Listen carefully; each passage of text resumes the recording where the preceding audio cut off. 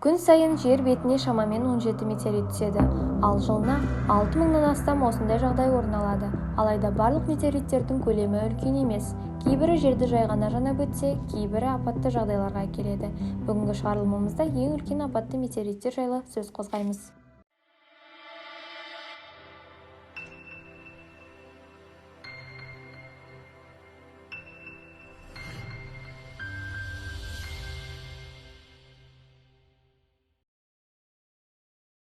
Метеорит атмосфера қабатынан аман өтіп жерге түскен ғарыш объектісі немесе оның фрагменті.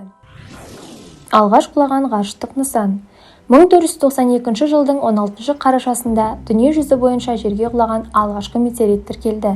Бұл апат жоғарғы Рейн аймағындағы француздық Энсишейм ауылының маңында болған.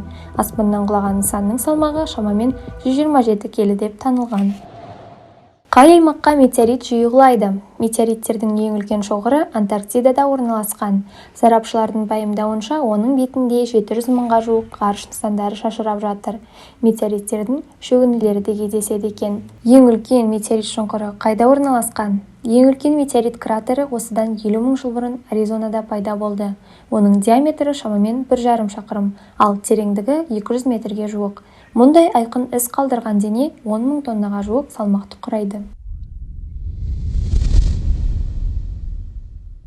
20-21 ғасырлардағы ең ірі құлаған метеориттер.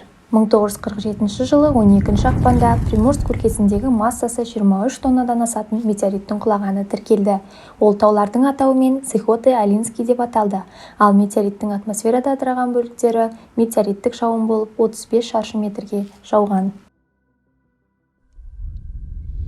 1969 жылы 8 ақпанда Мексиканың солтүстігінде Альенде метеоры құлаған. Үлкен сынықтан бөлек метеор өзге көптеген сынықтарға бөлініп жан-жаққа тараған. Қазіргі таңда Альенде метеорының шамамен 2-3 тонна көлемінде фрагменттері жиналып, жалпы көлемі 5 тоннаны құрайтыны нақтыланды. Альенде жақсы зерттелген және жер бетінен табылған ең үлкен көміртекті метеорит болып саналады. 2013 жылы 15 ақпанда Челябі облысының Чебаркуль көлінің маңында Челябинск деп аталатын метеорит құлады.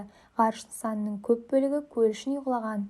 2013 жылдың қазан айында Чебаркульден жалпы салмағы 654 кг метеорит фрагменттері көтерілді, ал 2014 жылдың наурызында көл түбінен салмағы бірнеше тонна болатын ең үлкен бөлігі табылды.